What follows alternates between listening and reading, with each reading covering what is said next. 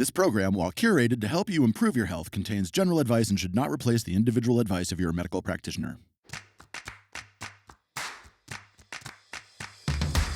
Unfortunately, most conventional OB-GYN doctors still are only armed with pharmaceutical medications in their toolbox. They found that all of these parameters of both physical and mental health improved over this time spent forest bathing in nature. And really, it's only been the last couple of 100 years that we've become such indoor creatures. I absolutely do believe that we're healthier when we're outdoors, coming into contact with the soil and plants and not trying to be so hygienic all of the time. In life, it's normal to have ups and downs. But what do we do when we get stuck? I've always been fascinated by the healing journey. Why do some people get better while others fail to make the shift? Welcome to the Season 2 Expert Series, where you'll meet 24 of the world's leaders in health discussing their passions and what it takes to make a shift. We tend to be our harshest critics. We are more than the muscle and bones in our body. Whoa, that's so opposite of what I was taught growing up. I would like a call to arms for women to know that their intuition isn't lying to them. I'm Catherine Maslin, and this is The Shift. Hi, I'm Catherine Maslin, naturopath, author, and host of The Shift. In the Expert Series, we share the insight, stories, and expertise of each of our amazing experts. We're talking doctors, authors, naturopaths, researchers, and thought leaders. You may have heard them on Season 2 of The Shift, where we took snippets of these interviews to put them together in the series for you. If you haven't listened to Season 2 yet, I'd highly recommend checking out Episode 1, which will give you an overview of what constitutes women's hormonal health and a sneak peek into the series. We'll provide a link in the show notes. In this episode, we have Dr. Suzanne Bartlett Hackenmiller. Not only is Dr. Suzanne a board-certified OB-GYN and an integrative medical doctor, she is also a forest therapist.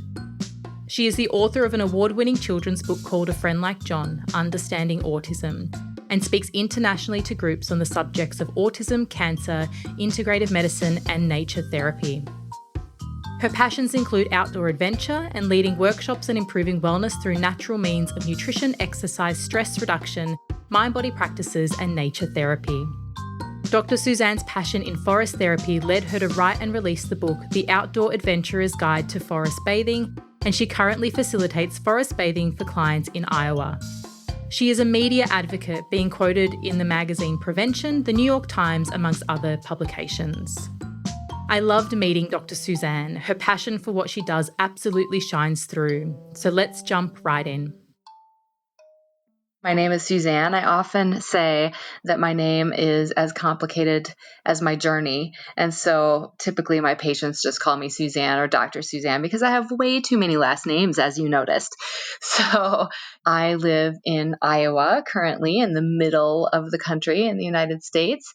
I've been practicing OB-GYN since about the year 2000, and along the way had a couple kids, and I have a daughter who's now 18 and a son who's 20. My son was diagnosed with autism a little bit before he turned 3, and so that's been one of life's interesting twists.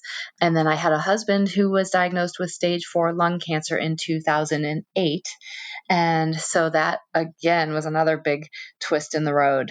During that time in the 2000s, I was finding myself to be a fairly burned out conventional physician, trying to do a lot of obstetrics, delivering babies at all hours of the day and night, it seemed, trying to raise a couple of kids, and then dealing with my husband's illness along the way. In 2010, I discovered the concept of integrative medicine and honestly had never heard of such a thing before then, and heard Dr. Andrew Weil speak at a conference and realized that that was the direction that my career needed to go, both personally and professionally. So for my family and also for my patients. And I discovered the fellowship in integrative medicine through the University of Arizona, which is Dr. Andrew Weil's program, and applied for it, was accepted, and then deferred for a few years dealing with my husband's illness.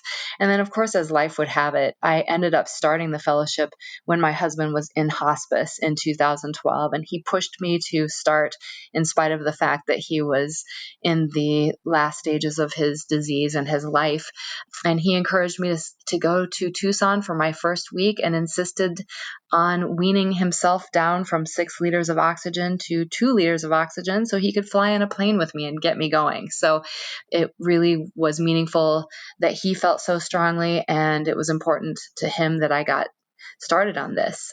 And so I've been practicing both integrative medicine and OB-GYN now really ever since that time. And over the last few years, my husband then passed away in 2012, and I found that my own personal healing mostly occurred outdoors. And I didn't really realize it at the time. It took maybe a year or so of reflection to discover that that was what I was doing. But I found that I was heading outdoors to deal with my own emotions. And at first, it was all about the adventure, the adrenaline rush. And I was running and mountain biking and doing all kinds of adventuresome outdoor pursuits. And then at some point, a couple of years maybe into it, I recognized that we all need balance. And I had been practicing yoga for a number of years by that point, and also other mind-body practices, and realized that a person can't just derive all of their healing from the adrenaline rush. And in about 2014 was when I discovered this concept of forest bathing. And I had never heard of that. And who knows if your listeners have heard of forest bathing, but I started exploring that a little bit and started experimenting a little bit with my patients in some workshops that I led, and ultimately then got connected with the Association of Nature and Forest Therapy, which is an international organization now, and became a certified forest therapy guide, and was then the medical director for the Association of Nature and Forest Therapy for a number of years. So it's all kind of evolved in that nutshell over the last several years. And I was fortunate to be offered the opportunity to write a book, which combined a number of these things. And the book is called The Outdoor Adventurer's Guide to Forest Bathing, and it's through Falcon Guides, published in July of 2019. And in that book, I was able to kind of bring all of these things together. So some outdoor adventure, some forest bathing. I studied a couple more years of herbal medicine after I completed my fellowship. And so I incorporated a bunch of herbal medicine into the book, along with studies of the ways that nature is helpful to our health. So all of that kind of was tied together in that book. So it's been a journey, and now I'm exploring all kinds of other things along the way, including teaching doctors about the benefits of time spent in nature. That is all so wonderful. And I have so many questions for you, and I'm really excited to see where we can kind of drill into this. But the first one is, why gynecology? So I am one of those people who tends to rule things out, if I'm totally honest about it. And I had these various ideas of things that I thought I would specialize in when I was in medical school, including neurology and ear, nose, and throat and orthopedics, and all of these different ideas of what I thought my medical career would look like. And I remember being in ear, nose, and throat in my ENT rotation and having to survive a 27-hour radical neck dissection. So I ruled that out. I decided there's no way I'm going to be an ear, nose, and throat doctor. And so I tended sometimes to rule things out. But then when I did, in fact, it was when I did my OB-GYN rotation during medical school, I did not enjoy it. And it was later when I did a family medicine rotation that I spent some time with a private practice OB-GYN physician whose practice actually I later joined. And it was then that I completely fell in love with the specialty. I loved the ability to deliver babies, bring life into the world.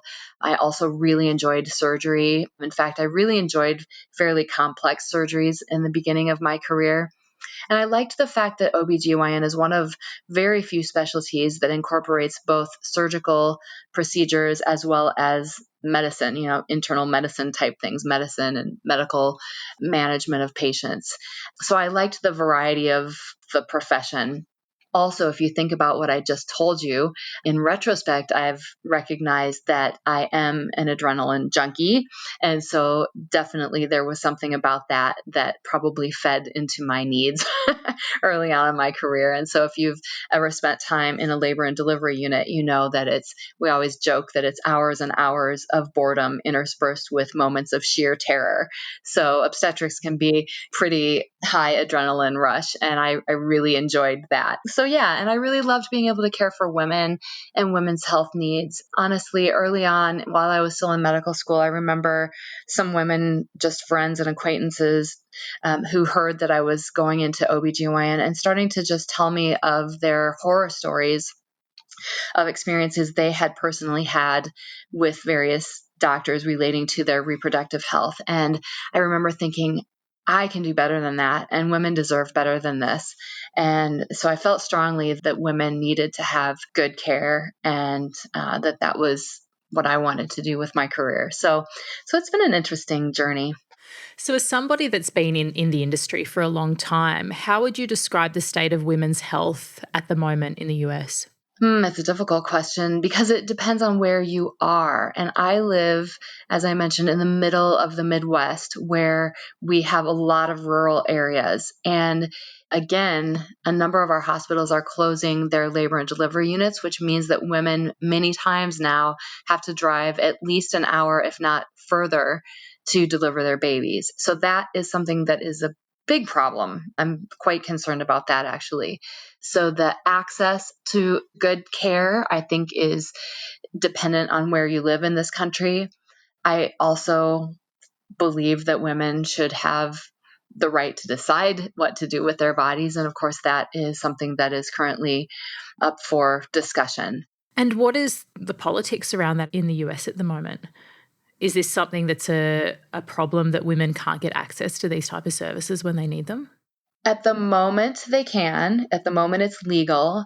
And I don't know how much your listeners are following American politics. Hopefully not much, because it's pretty ugly right now. But just last week, Amy Coney Barrett was sworn in as a Supreme Court justice. And they are planning to look at the issue of abortion at the Supreme Court level very soon. And Donald Trump has now appointed 3 Supreme Court justices out of the 9 that are on the Supreme Court. And that has tipped the balance towards conservative thinking on this issue. So it's very, very possible that the current Supreme Court could overturn the famous Roe versus Wade case from decades ago that allowed abortion to be legal in this country. And if that happens and it becomes illegal, then that is very concerning to me and a number of women's health advocates in this country. And there are states right now that have tightened their laws too. So, we have some things that are mandated at a federal level in the United States and some things that are decided on a state level. So states do have some leeway as to what they can do. So it's very scary that there are currently some states who have made it very, very difficult for women to seek abortions.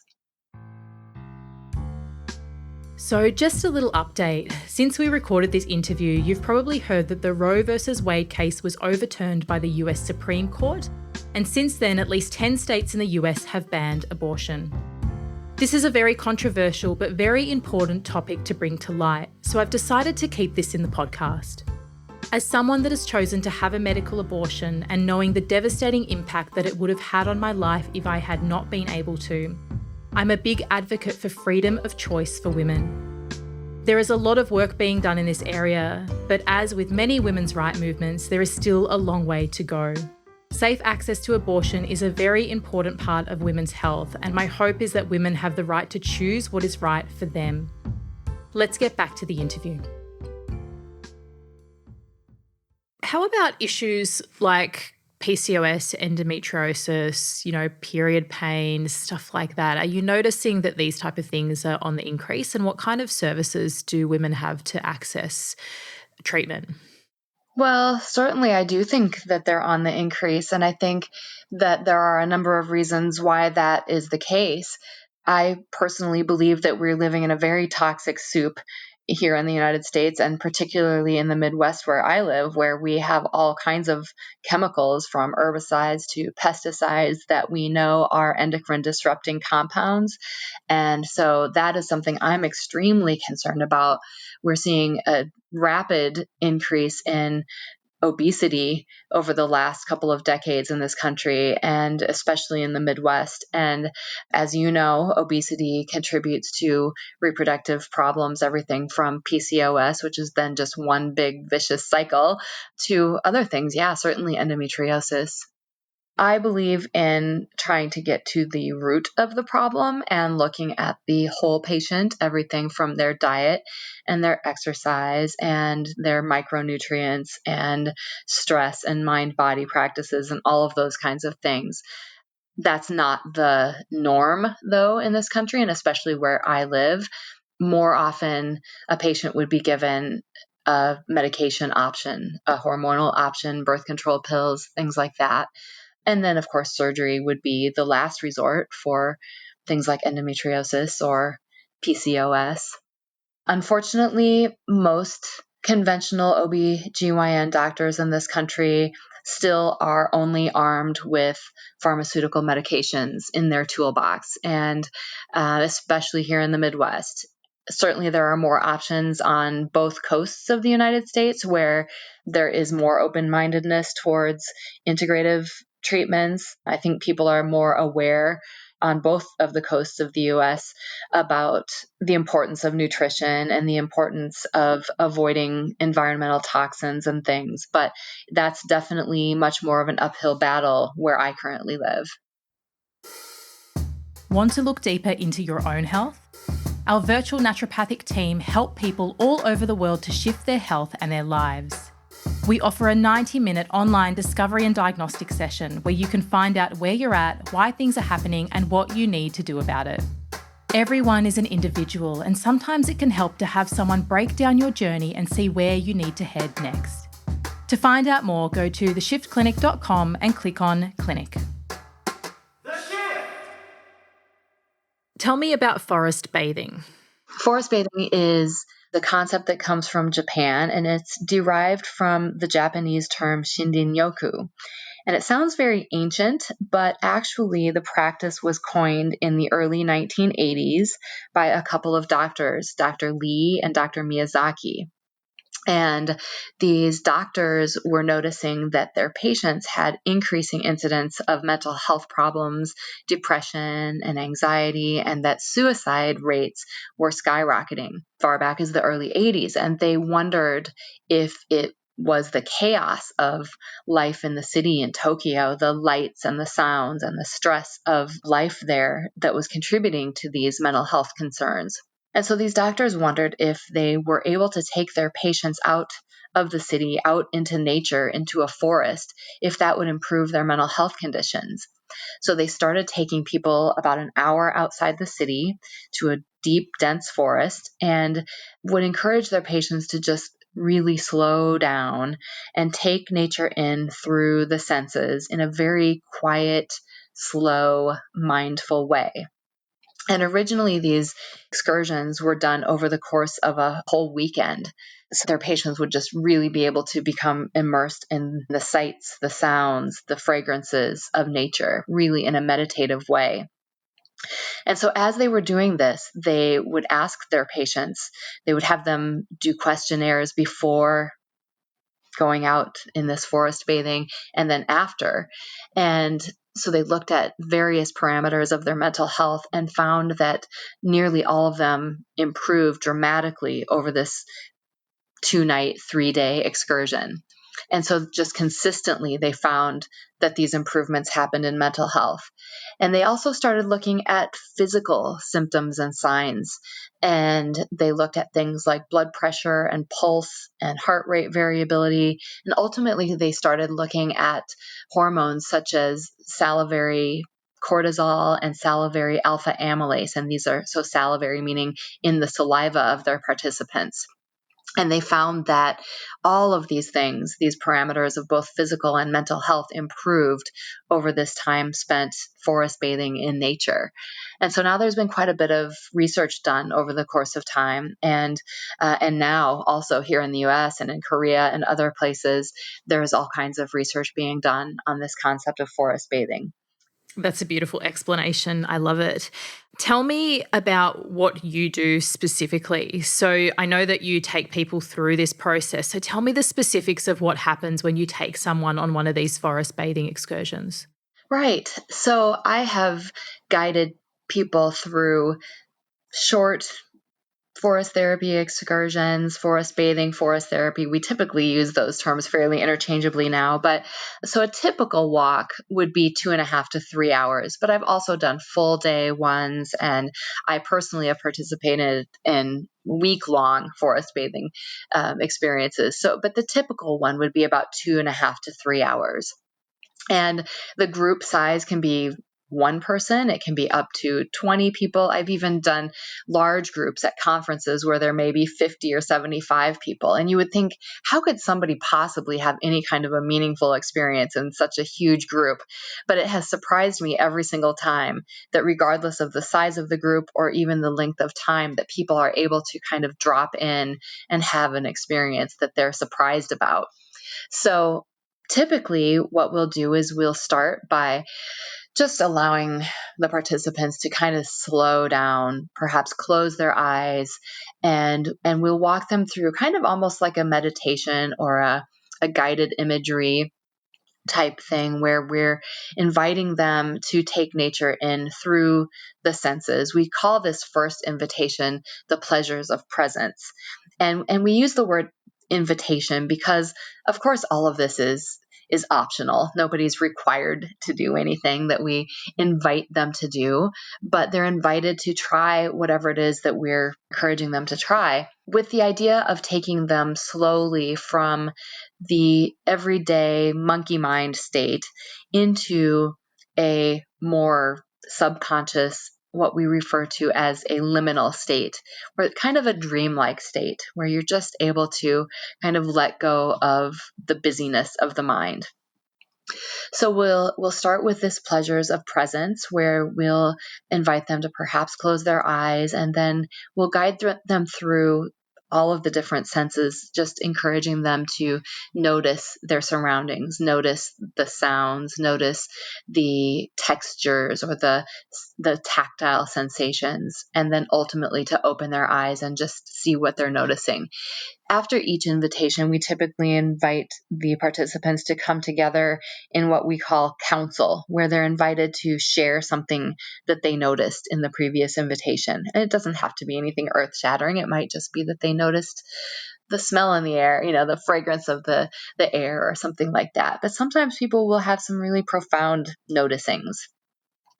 And then we take them through a series of invitations, depending on the length of time of the walk and depending on the group. And typically this kind of evolves as we're going. I don't typically start out with a set plan of what invitations I'm going to use. I allow it to just kind of organically occur with a group, with the particular group of that day. And then we typically will end with a tea ceremony. And I love tea ceremony. It's absolutely fun. If we're able to, if we're allowed to forage in the area that we're in, and if it's safe where there are not chemicals sprayed or things like that, we'll often forage a plant that we can create a tea with. And I find that people love this. It's very new to many people, the idea that we could actually make a tea from a plant that is in our midst. And I'll try to use something that's very common, a plant that people can recognize, and something as simple as dandelion or pine needles, so that they can realize that this thing perhaps they've thought of as a weed their entire life, and that we would be able to make a tea from this plant. And then I'll share all of the different medicinal properties of the plant. And again, I find that people are shocked and amazed to learn that something as simple as a dandelion has therapeutic value and medicinal properties. So As you were saying, you observe quite a significant change in some people. Do any examples come to mind of people or groups where you've taken them on this experience and they've come out different the other side? Oh, absolutely. And I'll often have people fill out an evaluation afterwards because I find that people will share privately on paper more than maybe they would share in the group. And every single time I take a group out, I'm just blown away by the things that people share with me, either privately or with the group. I've never taken people out on a walk when at least one, if not most of the people will note or share that their mental health feels better than when they arrived, whether it's anxiety or depression or something like that. I even had a woman one time who was brought to a walk by her sister, and she really wasn't excited or enthusiastic about it in the beginning. You could tell.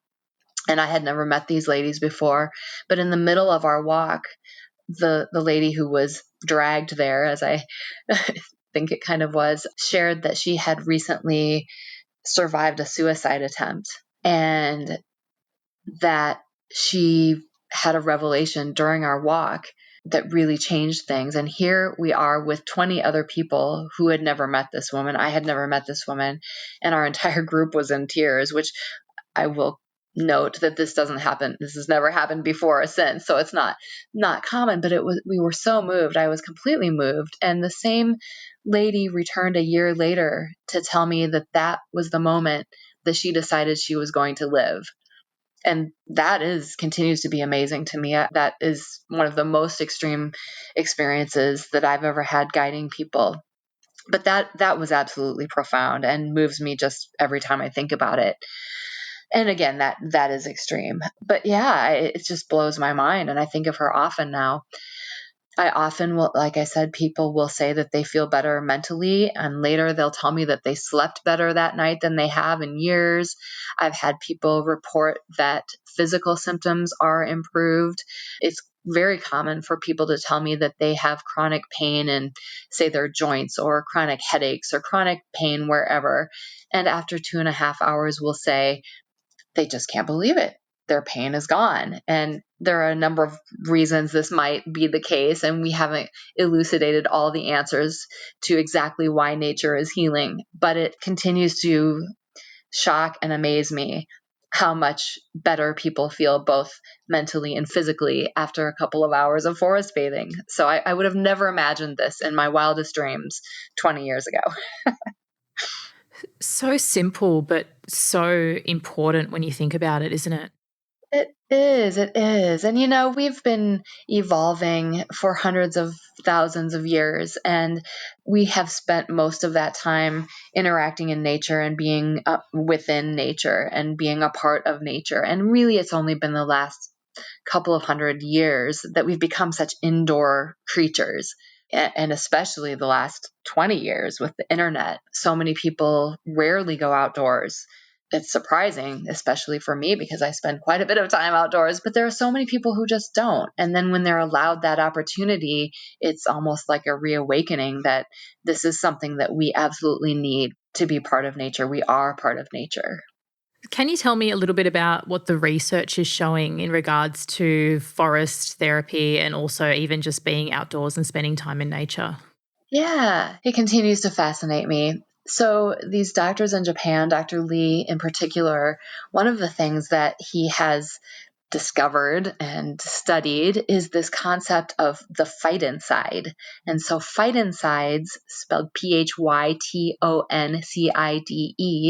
these are chemicals that are found in the essential oils of plants that we know exist for the plant to help the plant fight against bacteria and viruses and fungal infections, and also to reduce inflammation. And one of the things that he has been involved in researching is this idea that when we as humans come into contact with these phytoncides and we inhale them into our lungs, that we actually are deriving some of the benefit from these chemicals as well. And we've discovered that also the phytoncides work for us in terms of fighting bacteria and fungus and viral infections and to reduce inflammation. And I think that's so fascinating, especially right now while we're in the midst of a viral pandemic, that something as simple as being outdoors in nature and just smelling and breathing in the fragrances of the trees, and especially evergreen trees, can help us in this way. They've also found that the phytoncides increase our body's natural killer cells, or NK cells, in the body. And these cells sweep through the body to find bacteria and viruses and literally gobble them up. And the natural killer cells also work in the body to fight and locate and consume and destroy tumor cells. So the possibility that spending time in nature could reduce our chance of cancer is remarkable, I think. So again, I mentioned there are a number of studies finding that time in nature improves mental health and stress and things like that. There was one study that found that just 20 minutes of walking in nature versus walking in an urban setting reduces our levels of cortisol and alpha amylase in the saliva. So just 20 minutes in nature can benefit us in that way. There's one study that found that when college students take only 5 minutes outdoors, unplugged from their devices, that they have improvements in nearly all parameters of mental health. And when the researchers increased the amount of time in that study to 15 minutes, they found that 15 minutes didn't actually improve things at all. So even just 5 minutes of time outdoors can have health benefits, help our mental health. Are you a big fan of indoor plants? Yeah, absolutely, I am. And, so there's this practice in forest bathing called sit spot, where we just take 20 minutes just sitting in nature. It's actually an invitation we will often use during forest bathing. But this idea of just 20 minutes of sitting, and we say in forest bathing that something magical seems to happen with the more than human world at the 20-minute mark, where the little creatures, the insects and the birds and the animals start to be used to you and not feel that we're a threat. And so I've been experimenting personally with the idea of sit spot in some really unusual places during COVID, just to see if interacting with a plant, a weed in the crack of a sidewalk for 20 minutes, if I can become absorbed in that and have an experience that would be even somewhat similar to being out in the woods. And I've done the same with a houseplant indoors. Spent 20 minutes just immersing myself in that plant, just becoming absorbed in the microcosm of the tiny world of a houseplant, finding that there are teeny, tiny, tiny little insects on my houseplant that I had no idea were there. And I have found that even that is healing, helpful to my mental health when I can't get outdoors. So yeah, I do believe that something as simple as a houseplant can be very, very helpful, especially right now during this crazy time that we're in. So season 1 of the Shift podcast was all around gut health and the microbiome. And one of the biggest take-homes that I found personally was just the way that the microbiome really exemplified how much we react with our environment. So our microbes interacting with the microbes in soil and plants. Do you know much about the effect of microbes in the natural environment and how they react with us when we're out in these places? Well, certainly. There's this bacteria found in soil called Mycobacterium vaccae. And we know that when we are out in nature, we actually inhale and ingest this bacteria. And one study looked at mice that were exposed to this bacteria and found that the ones that were exposed to it navigated a maze twice as fast as the mice that were not exposed to the bacteria.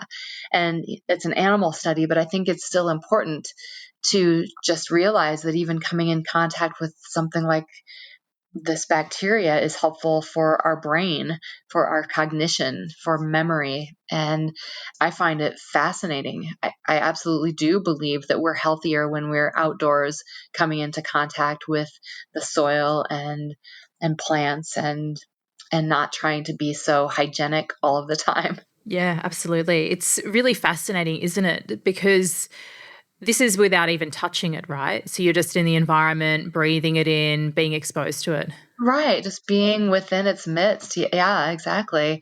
And they've done studies of elderly adults with Alzheimer's and horticultural gardening type activities. And I think that's so fascinating that it helps their affect, they're happier. There was one study that found that they spent less time doing nothing than when they participated in an outdoor gardening activity as opposed to an indoor craft type or cooking activity. They spent less time doing nothing and had generally better affect. So there's just something magical about interacting with soil, whether we have our hands in the soil or whether we're just outdoors near it, I guess, really. And I wonder if it's just this beautiful combination of you have obviously the bacteria, but it's just our connection to nature. And I think it's funny because on one hand, I'm a science geek and I want to know all the reasons why nature is good for us. On the other hand, I don't. Like, we don't need to know why. We know inherently deep down that being in nature is good for us. The two sides of my brain argue about this a little bit. Do we really need to know all the reasons why? And on one hand, I would love to know all the science as to how this works. But on the other hand, we just know that it's good for us. We just know. Have you listened to season 1 of The Shift? If you're enjoying this conversation, you'll love season 1, where we deep dive into the field of gut health with 24 of the world leaders in this area. Once you're done, head back to your podcast app and find episode 1. It's a great place to start. The Shift! So I'm thinking about children now and thinking about us as kids and our parents as kids and how much time we spent outdoors and interacting with the outdoors compared to kids these days. What do you think the impact is on this modern lifestyle, on social media, screens, all of this stuff on our little growing humans? Oh, I think it's terrible. And I'm not a pediatrician and I'm not a psychologist or psychiatrist or neurologist, but I have children and you just see kids so addicted, truthfully, to these devices. And you just think, I know I personally feel frazzled when I'm on my computer or on my phone for too long. If I'm on one of these devices too close to bedtime, I can't fall asleep. And I just cannot help but be terrified about what this is doing to the developing brains. And we know that it is not good. And I certainly grew up playing outdoors and running around. And I think one of the most important things that we can do is be sure that our kids get outdoors as much as possible at all ages of life, from the very young children to older children to all adulthood, and all through the lifespan we need nature. But we definitely know that time spent in nature improves both memory and attention span, in addition to all of the mental health types of things we've already talked about. But I'll tell you, one of the studies I often will cite when I'm speaking to groups, and then I remind my children of this all the time, is a particular study that found that spending an hour in nature improves memory and attention by 20%. And the fun part of this study is that the benefits occur whether you enjoyed it or not. Isn't that brilliant? I love it. And so in the study, they talked about things like the participants complained about the weather and things like that. But regardless of whether they enjoyed their time, they still derived these benefits with their memory and attention span. And so I often will tell this to my kids. So even if you're annoyed that we're dragging you on yet another hike, it turns out it's good for you, whether you like it or not. Oh, I love that. I think that's fantastic. I know. I love it too. It's kind of like telling your kids to eat their peas, whether they like them or not. So I want to talk a little bit about stress. What do you think the role is in these type of therapies when it comes to people who are stressed, strung out, doing too much, all of that stuff? Right. Well, I've mentioned a number of studies already that have found that stress is improved, and even at the biological level of our stress hormones like cortisol. And so, yeah, we have science that is confirming that stress is improved by spending time in nature. I can tell you personally that my stress level came down this very day because this morning I was quite revved up about our upcoming election and, the stress of the pandemic and all of the things that are going on right now. And my family always knows exactly what I need when I'm under stress, and it's two things really. For me, it's exercise and it's nature. It's time spent outdoors. And so that's why I often combine the two, and went for a bike ride with my husband this afternoon, and I'm a much happier, healthier person today, and probably much more able to compose my thoughts and have a conversation with you, quite frankly, than if I hadn't. So yeah, I truly believe that getting out in nature is the best thing for mental health. I mentioned that my son has autism and he's 20 now, and right now he's supposed to be at a program that he was able to attend last year where he lived in college dorms and had all kinds of independence. And now he's back stuck home with us again. And it's very frustrating because he has much less independence than he had a year ago. And so what I've discovered for him is his best treatment is going outside for a walk. I send that kid out for a walk. He walks around the block different number of times depending on the level of stress. I honestly think some days he's out there for 15 minutes. Sometimes it can be an hour, and I'll think, oh my gosh, is he still out there? Just circling his route. And he comes back a much calmer individual. So I really do believe that it is one of the best stress remedies that I'm aware of. So you've been through a few massive shifts in your life. I wanted to kind of drill in, if you were comfortable to do so, about what you were experiencing, in that time before your husband passed away, what you were experiencing afterwards, and how using these type of forest therapies and nature therapies actually helped you to heal through that. Yeah. And as I said, I don't know that I even really realized it at the time. When you're going through the death of a spouse or a close loved one, you're in kind of a survival mode, I think. And I was certainly dealing with so many practical issues that I had to take care of related to his death and related to kids and his business that still had things that needed to be dealt with, and then my medical practice and all of that simultaneously. And so looking back, I just think that in that survival, I had to do something. And initially it was running. And I had never really been a runner before, but I think also that's a little bit metaphoric, that I was running and running and running and running, and then discovered that I didn't have to run on hard surface. I could run in nature on trails. And that was very healing, I kind of discovered. And so you just are in this survival mode. And I think it's interesting looking back that I didn't plan it. It wasn't something that I said, I think to help myself get through this, I should head outdoors. It just organically occurred. It just is what I was drawn to do. Yeah, in fact, I'm just now remembering one time that my husband was in hospice, and I had 20 minutes where an aide came and was giving him a sponge bath. And the first thing I did was head outside and just took a quick 20-minute walk, and it was absolutely liberating just to be outdoors. And I still remember breathing the cold air and how healing that was. And so yeah, I think it just kind of happened.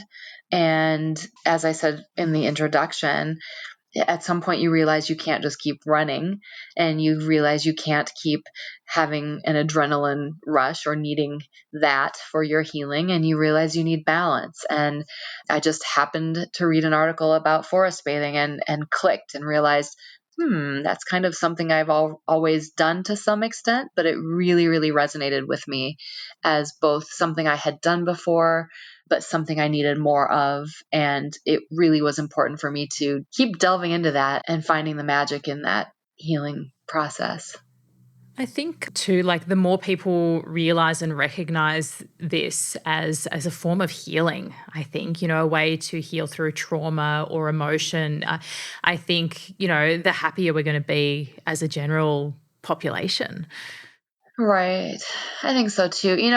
When I take people out on these walks, we're all on our own personal journey that nobody knows anything about. There's there are sayings like that. And so often I won't have any idea what someone is going through in their personal life, and they show up to do a walk with me. But it's remarkable to me how when people are given 10 or 15 minutes with an invitation to, I don't know, to introduce themselves to the forest. That's an invitation I'll sometimes use, where I'll just invite them to go and find a tree and perhaps come into physical contact with the tree and just introduce them, have a conversation. And people look at you, of course, like you're a little nuts when you suggest this, and then they go off and do it, or they do whatever variation on that they're comfortable with. And we leave all kinds of room for people to do whatever feels right for them. And the other thing, by the way, is one of the goals is that each person will encounter the edge of their comfort zone in forest bathing, because that really is where the magic happens, where you're kind of a little uncomfortable with something, and then something miraculous happens. But again, you'll invite people to go out and introduce themselves to a tree, and they'll come back having received this message, this metaphorical wisdom. Inevitably, it happens all the time, that something speaks to them from nature that directly correlates with whatever challenge they're dealing with in their personal life. And they'll come back and they'll share that they've been thinking about their mother's illness or something, and all of a sudden they received this message that directly correlates with that, and they'll have this kind of healing, peaceful experience that comes through the simple invitation to introduce themselves to a tree. And I love it that you've been on this pathway of obviously studying years to become a conventional medical doctor and then a specialist in that area, and then things have sort of opened up from there. What has been the biggest learning for you from someone that's come from conventional medicine now to this side of the fence? It has been pretty remarkable, honestly, because I have colleagues who knew me 20 years ago, who perhaps I haven't seen in 20 years, and they know how conventionally minded I was at that time, and how I literally remember at one point getting into an argument with somebody about the concept of probiotics.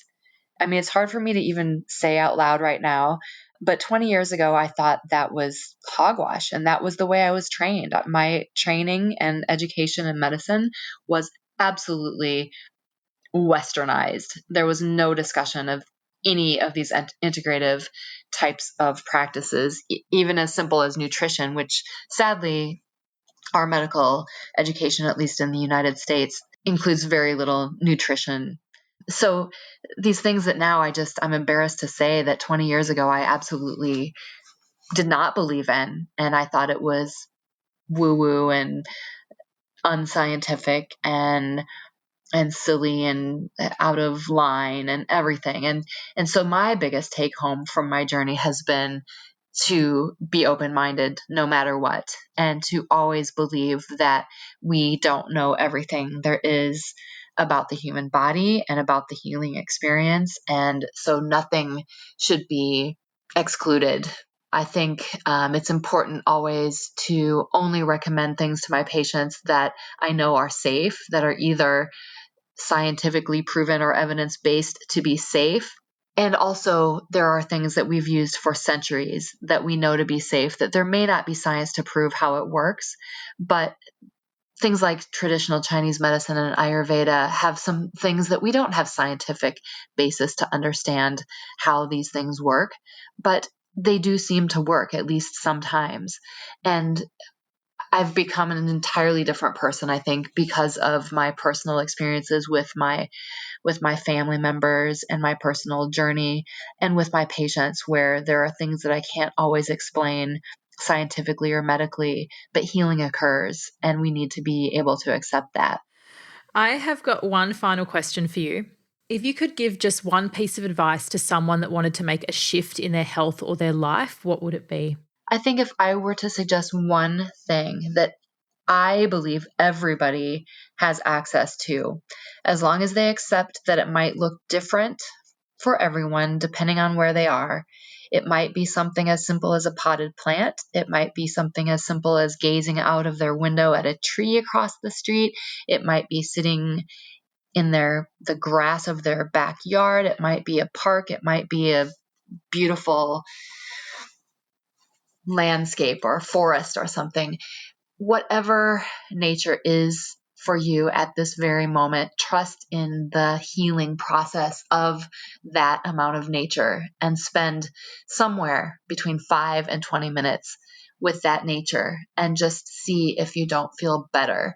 And I often will suggest to people that they do kind of a scan of their body, their mental health, their physical symptoms from head to toe, before and after interacting with nature, and just see if they don't notice something is different after 20 minutes of just interacting in nature.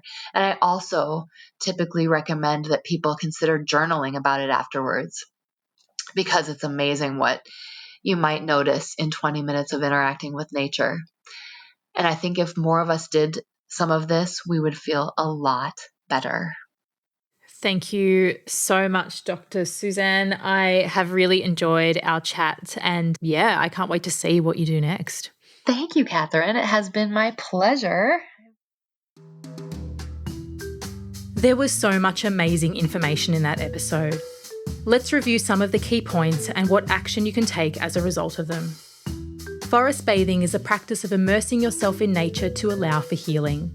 Studies have found benefits in mental health and physical symptoms such as blood pressure, pulse, and heart rate variability. It can also change hormone levels such as the stress hormone cortisol. It's only been in the last couple of 100 years that humans have become indoor creatures, and this has had a significant impact on our health. The air we breathe and bacteria we're exposed to is completely different when we spend most of our time indoors. Phytoncides are compounds released from plants that help them fight against bacteria, viruses, and fungal infections. When we inhale them into our lungs, they help us fight off bacterial, fungal, and viral infections and reduce inflammation in our bodies. Phytoncides also increase your body's natural killer cells. These cells sweep through the body to find and ingest bacteria and viruses, and they can even locate, consume, and destroy tumour cells. Being in nature may therefore have a heap of disease protective and immune enhancing effects. Learning is great, but action is better. Here's a few things that you can do as a result of this conversation in order to help you to shift your health and your life. Obviously, my first tip here is going to be to get out in nature more. Whether it's taking a hike in the forest or sitting in a park, the more exposure you have to nature and green things, the better. Get yourself some indoor plants. Even doing this can help you to shift your health and promote well-being. See if it's possible to spend less time indoors overall. Are you able to work on the balcony or at a park nearby? Or have your lunch outside in the sun? I think we need to be more conscious of how much time we spend inside and shift our habits around this. A huge thank you to Dr. Suzanne for sharing this vital knowledge with us on The Shift. If you like this episode, please let us know by sharing on social media and tagging Dr. Suzanne and myself, Catherine Maslin, or The Shift Clinic so that we can hear what you have to say. You can find out more about Dr. Suzanne Bartlett Hackenmiller on her website, integrativeinitiative.com, or check her out on her Instagram at DocSusie. In the next episode of the Shift Expert series, we have Alyssa Vitti, a women's hormone and functional nutritional expert who is the pioneer in female biohacking and femtech. You won't want to miss this one. Coming up on The Shift. We continue to accept a false mythology about our biology. We should not accept the suffering of our periods as quote unquote part of being a woman. We equate perfection with being able to maintain sameness. When we look at it through the lens of the statistic that 67% of women are sexually unsatisfied, that to me is at a crisis level. I always joke when people ask me, like, what supplement would you take to a deserted island? I would say, my clitoris and some lube.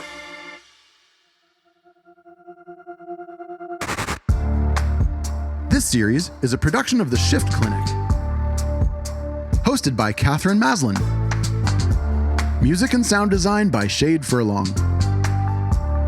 Thank you to all of our experts. For more details on them, go to theshiftclinic.com.